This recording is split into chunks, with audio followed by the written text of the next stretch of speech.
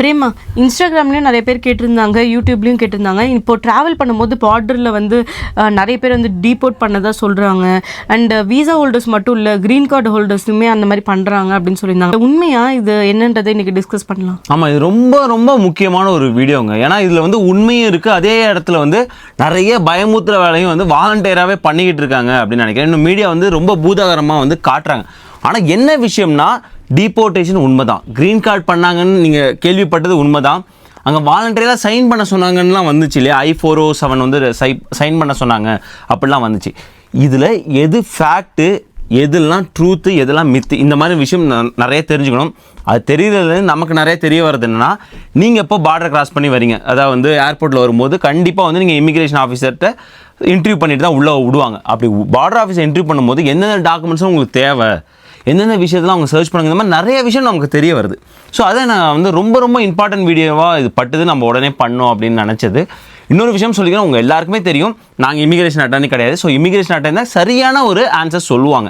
இது எப்படின்னா ஒரு 2 நண்பர்களுக்குள்ளே பேசிக்கிற மாதிரி தான். ஸோ இந்த மாதிரி நடந்துச்சுன்னா நம்ம நண்பர்களுக்குள்ளே பேசிப்போம் இல்லையா, இதனால தான் இப்படி நடந்துச்சுன்னு, அந்த மாதிரியான ஒரு வீடியோ தான். இது ரொம்ப யூஸ்ஃபுல்லாக இருக்க போது, வாங்க வீடியோக்குள்ளே போகலாம். ஏகான்ஸ் ஆப்பை பற்றி நான் இன்வெஸ்ட் பண்ண நாள்லேருந்து அதுக்கான அப்டேட் கொடுத்துக்கிட்டு இருக்கேன். லோ ரிஸ்க் நல்ல ரிட்டர்ன். நீங்கள் வந்து ஸ்டாக் மார்க்கெட்டில் இன்வெஸ்ட் பண்ணிங்கன்னா வந்து ஹை ரிஸ்க் ஹை ரிட்டர்ன் நான் ஒத்துக்கிறேன். ஆனால் எல்லாத்தையும் நம்ம ஸ்டாக் மார்க்கெட்டில் போடணும்னு அவசியம் இல்லை. கைண்ட் ஆஃப் மியூச்சுவல் ஃபண்ட் கொஞ்சம் அமௌண்ட் வந்து அதில் போட்டு வைப்போம் அப்படின்னு நினச்சிங்கன்னா ஏகான்ஸ் ஆப் வந்து ஒரு நல்ல ஒரு ஆப்பர்ச்சுனிட்டியை தராங்க. நான் வந்து யூஸ் பண்ணிருக்கேன், அதோட ரிட்டர்ன்ஸுமே உங்க ஸ்கிரீன்லயும் காட்டுறேன். உங்களுக்கு வேணும்னா அந்த லிங்க் வந்து டிஸ்கிரிப்ஷன்லயும் பின்ட் கமெண்ட்ஸ்லயும் இருக்கு. பிளஸ் நீங்க ஃபர்ஸ்ட் டைம் ஜாயின் பண்ணும்போது உங்களுக்கான ரிவார்ட்ஸும் அதுல இருக்கு. Hey guys, welcome back to our channel. வணக்கம் நண்பர்களே, நான் உங்க பிரேம் பேசுறேன். நான் உங்க ஆர்த்தி பேசுறேன். பிரேமா, ஜெர்மனில இருந்து வந்தவங்க தான் நிறைய பேர் டீபோர்ட் பண்ணிருக்காங்களோ? ஏன்னா நீங்க சொன்னீங்களா அந்த கண்ட்ரில தான் வந்து டிராவல் அட்வைசரி கொடுத்துருக்காங்கன்னு. ஆமா, ஜெர்மனிலேருந்து வந்தவங்க நிறைய பேர் வந்து இம்பாக்ட் ஆகியிருக்காங்க, அது உண்மைதான். ஆனால் வந்து எப்படின்னா வந்து 2 பேர் வந்து VWP, அதாவது வீசா வேவர் ப்ரோக்ராமுக்கு கீழே உள்ளவங்க. ஒரு ஆள் வந்து க்ரீன் கார்டு, அதை பற்றி நம்ம ரொம்ப ரொம்ப இம்பார்ட்டண்ட் அந்த ஸ்டடி, அதை நம்ம பார்க்க போகிறோம். இன்னொருத்தவங்க வந்து ஸ்டூடெண்ட். ஸோ இந்த மாதிரி வந்து பலதரப்பட்ட மக்கள் ஜெர்மனிலேருந்து வந்து டீபோர்ட் ஆனதுனால கடந்த 2 மாதங்களாக அந்த கவர்மெண்ட்டே ஒரு அஃபிஷியலாகவே வந்து அட்வைசரி கொடுத்துருந்தாங்க. என்னன்னா வந்து நீங்கள் US போகும்போது உங்களுக்கு வீசா கிடச்சதுனா மட்டுமே நீங்கள் உள்ளே போயிடலாம் அப்படிங்கிறது கிடையாது. அங்கே உள்ள பார்டர் ஆஃபீஸர் உங்களை விட்டால் தான் போக முடியுங்கிற மாதிரியான ஒரு அட்வைசரி ஜெர்மன் அஃபிஷியலாக கொடுத்த அந்த அட்வைசரியை பார்த்து நம்ம மக்கள் நிறைய பயப்பட ஆரம்பிச்சாங்க. பிரேமா, நீங்கள் சொன்னீங்களா அந்த VWP அப்படின்னா என்னன்றது சொல்லிடுங்க. ஆமாம், அந்த 2 கேஸ் எடுத்துப்போம். 2 பேரும் வந்து வீசா வேவர் ப்ரோக்ராம் வழியாக உள்ளே வந்தாங்க. இந்த வீசா வேவர் ப்ரோக்ராம் வந்து சில நாடுகளுக்கு மட்டும் கொடுக்குறாங்க, இந்தியாவில் கிடையவே கிடையாது. 90 நாள் அவங்களுக்கு வந்து அதாவது வீசா தேவையில்லை, ESTA அதாவது வந்து எலக்ட்ரானிக் சிஸ்டம், இந்த ட்ராவல் ஆத்தரைசேஷன் டாக்குமெண்ட் மட்டுமே போதும். நீங்கள் வந்து 90 நாள் யூஎஸ்குள்ளே பிஸ்னஸ் ஆர் டூரிசம் பர்பஸ்க்காக வந்து போவதற்கு அப்படிங்கிறதுக்கு தான் VWP ப்ரோக்ராம் கீழே ஜெர்மன் நாடும் வராங்க. நிறைய ஐரோப்பா கண்ட்ரி இருக்காங்க அதுக்குள்ள. ஸோ அதில் 2 பேர் ஃபர்ஸ்ட் கேஸ் ஸ்டடி என்னன்னா வந்து அவரோட கேர்ள் ஃப்ரெண்ட் வந்து US சிட்டிசனு. லாஸ் வேகாஸ்லேருந்து அவங்க வந்து மெக்சிகோ போகிறாங்க. காரணம் வந்து அந்த நாய்க்கு வந்து சர்ஜரி ஏதோ பண்ணணும், இங்கே வந்து காஸ்ட்லியாக இருக்கும், ப்ளஸ் வந்து அப்பாயின்மெண்ட் கிடைக்கல, மெக்சிகோவில் சீப்பாக இருக்கும், அப்பாயின்மெண்ட் இருக்குது அப்படிங்கிறதுனால அங்கே போயிட்டு திரும்ப வரும்போது அவரை வந்து டீடைன் பண்ணி டீபோர்ட் பண்ணுறாங்க. ஸோ என்ன ரீசன் அப்படின்னு நம்ம பார்க்கும்போது, நான் முன்னாடி சொன்ன மாதிரி VWP ப்ரோக்ராமில் அவங்க இருக்காங்க. அவர் வந்து கேட்ட கேள்விக்கு தவறாக ஆன்சர் சொன்னதுனால தான் வந்து அந்த பிரச்சனை வந்து ட்ரிகர் ஆகுது.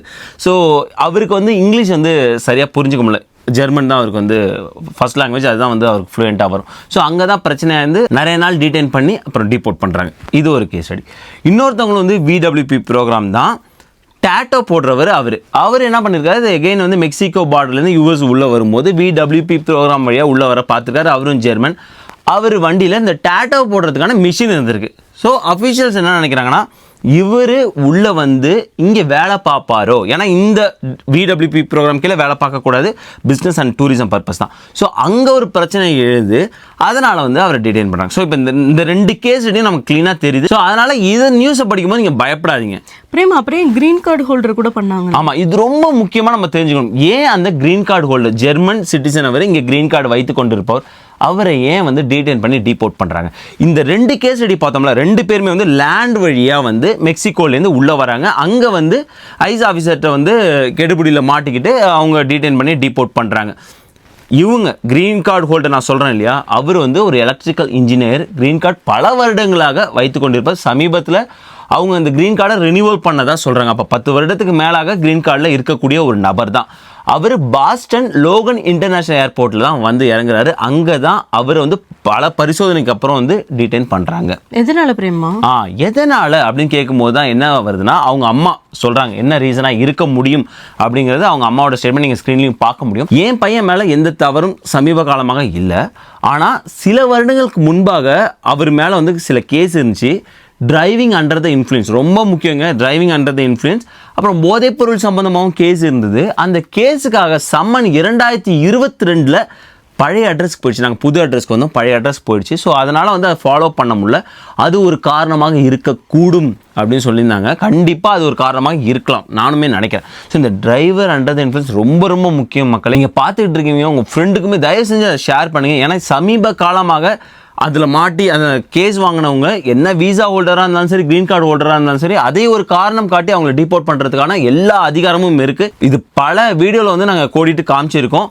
இது ஒரு இந்த கேஸ்லையும் இருக்கலாம் ஆர்த்தி. ஏன்னா வந்து எப்போல்லாம் நான் என்ன சொல்கிறேன்னா, இல்லை நான் வந்து ட்ரிங்க் பண்ண போகிறேன்னா தயவு செஞ்சு ட்ரைவ் பண்ணாதீங்க, இல்லை ட்ரைவ் பண்ண போகிறீங்களா ட்ரிங்க் பண்ணாதீங்க. நிறைய நேரங்கள் என்ன நினைக்கிறாங்கன்னா, இல்லை கொஞ்சமாக தான் ட்ரிங்க் பண்ணுறோம், இது வந்து அவங்க கொடுத்துருக்கக்கூடிய அளவை விட கம்மியாக தான் இருக்குன்னு நம்மளே நினச்சிக்கிட்டு ட்ரைவ் பண்ணும்போது அது பிரச்சனையில் போய் தான் விடும். ஆனால் தயவு செஞ்சு அதை அவாய்ட் பண்ணுங்கள். ட்ரிங்க் அண்ட் ட்ரைவ் உங்கள் குடும்பத்துக்குமே நல்லதில்லை, ப்ளஸ் உங்கள் visa status R green card status அது பாதிக்குது. ஸோ இதுலேருந்து நமக்கு க்ளீனாக வந்து ஒரு ஸ்டடி வருது, இதுதான் வந்து காரணம் அப்படின்னு. 4வது நபர் அவங்க வந்து ஜெர்மன் வந்து ஸ்டூடெண்ட், அவங்களையும் வந்து டீபோர்ட் பண்ணுறாங்க. அதுக்கான சரியான காரணங்கள் தெரியல. நிறைய நேரங்களில் வந்து டீபோர்ட் ஏன் பண்ணுறாங்கங்கிறது சரியான காரணம் வந்து தெரிகிறது இல்லை. அதனால் அதை வைத்துக்கொண்டு நிறைய மித்து பரவிக்கிட்டே இருக்குது. நீங்கள் க்ரீன் கார்டு ஹோல்டரா உங்களை வந்து டிபோர்ட் பண்ணுவாங்க, நீங்கள் வந்து வீசாவில் இருக்கீங்களா உங்களுக்கு டிபோர்ட், எது காரணமே தெரியாமல் இந்த மாதிரி பரவிட்டு.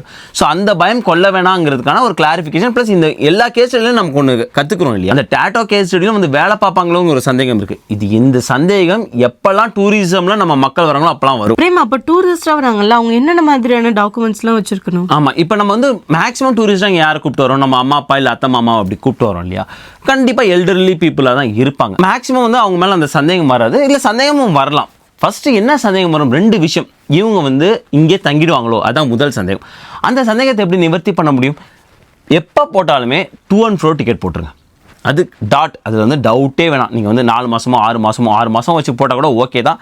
இங்கேருந்து அங்கே போகிறது, அங்கேருந்து இங்கே போகிறதுக்கு டிக்கெட் போட்டுருங்க. அந்த சந்தேகம் வந்து அட்லீஸ்ட் குறையும், நிவர்த்தி ஆகும். 2வது சந்தேகம் என்ன வரும், இவங்க இங்கே ஃபினான்ஷியல், ஏன்னா வந்து கண்டிப்பாக இங்கே சர்வே பண்ணால் ஒவ்வொரு நாளும் ஒவ்வொரு மணி நேரமும் நம்ம வந்து செலவு பண்ணால் தான் அமெரிக்காவை பொறுத்த வரைக்கும் நம்ம சர்வே பண்ண முடியும். அதனால் இவங்க அந்த செலவுக்கு என்ன பண்ணுவாங்க அப்படிங்கிற ஒரு விஷயம்.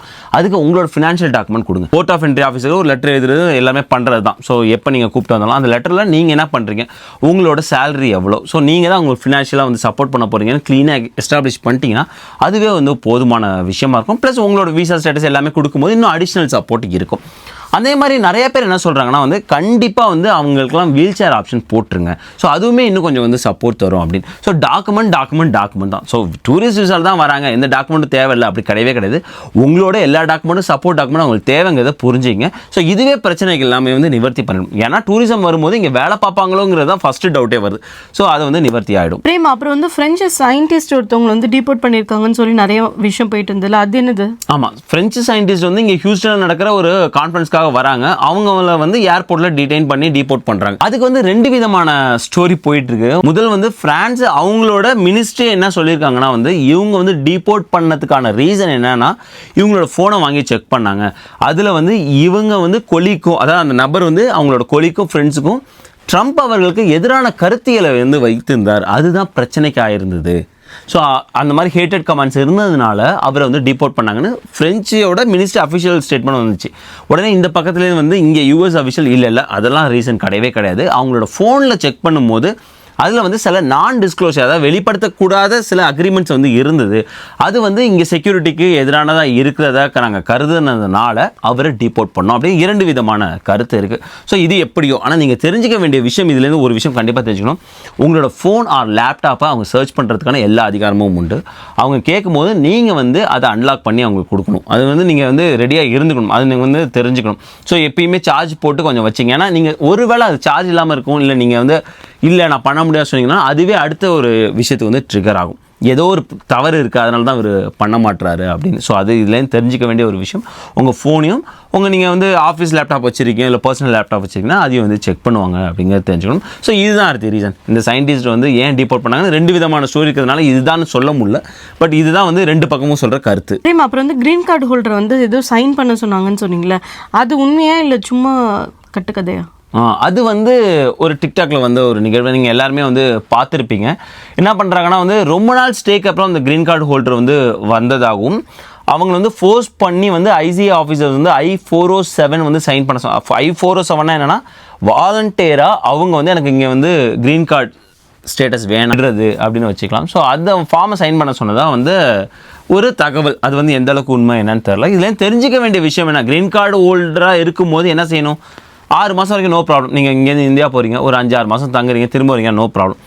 6 மாதத்துக்கு மேலே தங்குறீங்கன்னா அது வந்து கொஸ்டின் எழுப்பும். ஏன்னா வந்து நீங்கள் இங்கே க்ரீன் கார்டு வாங்குறதே இங்கே பெர்மனன்ட் ரெசிடென்சி வாங்கி வச்சுருக்கீங்க. அதை வாங்கி வச்சு நீங்கள் இன்னொரு கண்ட்ரியில் ஏன் இவ்வளோ நாள் தங்குறீங்கிற ஒரு கேள்வி இயல்பாகவே எழும். ஆஃபீஸர்ஸ் கேட்கறதுக்கான வாய்ப்பு இருக்குது. 1 வருஷத்துக்கு மேலே தங்கும்போது நீங்கள் திரும்ப வந்து ரீஎன்ட்ரி வீசா அந்த மாதிரி நிறைய விஷயங்கள் இருக்குது இல்லையா, நீங்கள் வந்து அதெல்லாம் அட்டார்னேட்டாக செக் பண்ணிங்க. நான் அதுக்குள்ளே ரொம்ப டீப்பாக போக விரும்பல. ஸோ அந்த மாதிரி நிறையா 6 மந்த் 1 இயர் மோர் தென் 1 இயர்ங்கிற ஸ்டேட்டஸ் இருந்துகிட்டு இருக்கு. இவங்க ரொம்ப நாளாக வெளிநாட்டில் தங்கி திரும்ப வந்ததுனால அந்த க்ரீன் கார்டு ஸ்டேட்டஸ் சம்மந்தமாக இவங்களை கொரி பண்ணி அந்த I-407 சைன் பண்ண சொன்னதாக வந்த தகவல்.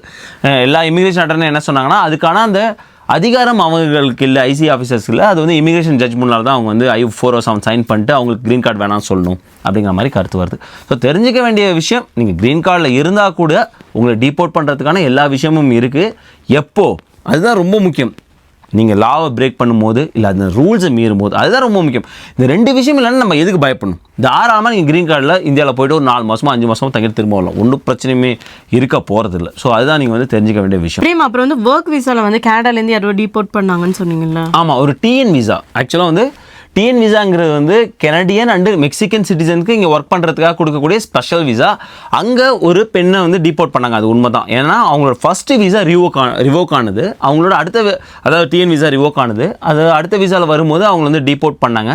ஃபஸ்ட்டு விசா ஏன் ரிவோக் ஆனதுன்னு அவங்க சொல்லும் போது என்ன சொல்கிறாங்கன்னா வந்து அவங்களோட அஃபிஷியல் லெட்டரில் ஏதோ பிரச்சனையாக இருந்தது அப்படின்னு வந்து சொன்னாங்க. நான் ஏன் வந்து இந்த ஒரு கேஸ் ஸ்டடியை எடுத்துக்கிட்டேன்னா இதில் தெரிஞ்சுக்கணும் ரொம்ப முக்கியமாக இருக்குது. நீங்கள் ஒர்க் விசாவில் வரும்போது ரொம்ப ரொம்ப ரொம்ப முக்கியமானது டாக்குமெண்ட்ஸ் தாங்க.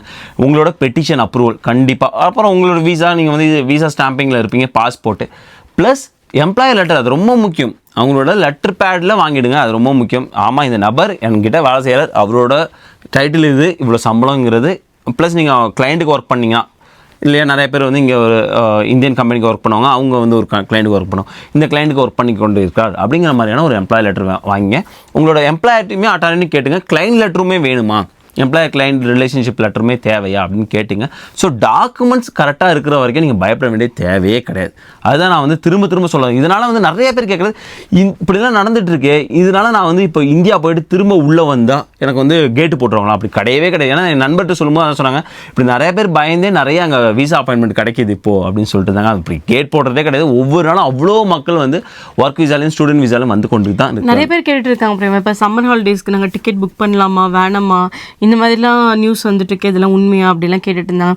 இன்னொருத்தவங்க வந்து பேரண்ட்ஸ்க்கு உடம்பு சரியில்லை, போக முடியுமா, இப்போ போனால் ஏதாவது திரும்ப வரும்போது பிரச்சனை ஆகுமா, இந்த மாதிரிலாம் கேட்டிருந்தாங்க. அப்படி எதுவுமே கிடையாது. நீங்கள் டாக்குமெண்ட்ஸ் கரெக்டாக இருக்கும்போது உங்களுக்கு எந்த பிரச்சனையுமே வரப்போகிறதில்ல. அது நல்லா தெரிஞ்சுக்கணும். ட்ராவல் பேன் நம்ம போன வீடியோவும் பார்த்தோம். ட்ராவல் பேன் வரப்போகுது, இந்த வீக் வரப்போகுதுன்னு சொல்லியிருக்காங்க. அது இந்தியா அந்த இது லிஸ்ட்லேயே கிடையாது.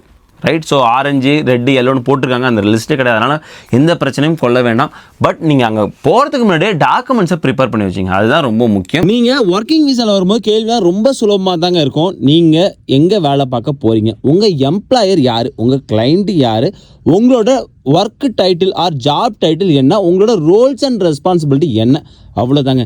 இது ரொம்ப சுலபம். நீங்கள் அன்றாடம் செய்யக்கூடிய வேலையை தான் அவங்க கேட்க போகிறாங்க. அதனால் எந்த பயமோ பதட்டமோ கொள்ள வேண்டாம். ஈவன் சில நேரங்களில் வந்து 1-2 கேள்வி இருக்கலாம், சில நேரம் கேள்வியே கூட இல்லாமல் இருக்கலாம். அதுக்கு தான் இந்த வீடியோ போட்டோம். நிறைய கட்டுக்கதைகள் போய்கிட்டு இருக்கு, நிறைய பயமுத்துறதுக்காகவே வாலண்டியராக பண்ணிக்கிட்டு இருக்காங்க அப்படிங்கிறத வந்து சொல்லணும். ஸோ இதுதான் ரொம்ப முக்கியமான ஒரு டாக்குமெண்ட்ஸ். அது நீங்கள் கையில் இருக்கும்போது உங்களுக்கு பிரச்சனையே கிடையாது. ஐ ஹோப் உங்களுக்கு இந்த வீடியோ யூஸ்ஃபுல்லாக இருக்குன்னு நினைக்கிறேன். மறக்காம நம்மளோட சேனல் லைக் பண்ணுங்கள், ஷேர் பண்ணுங்கள், சப்ஸ்கிரைப் பண்ணுங்கள். மறக்காம அந்த பெல் ஐகானை தட்டி விட்டு போங்க. தேங்க்ஸ் ஃபார் வாட்சிங் திஸ் வீடியோ ஃப்ரெண்ட்ஸ். நன்றி.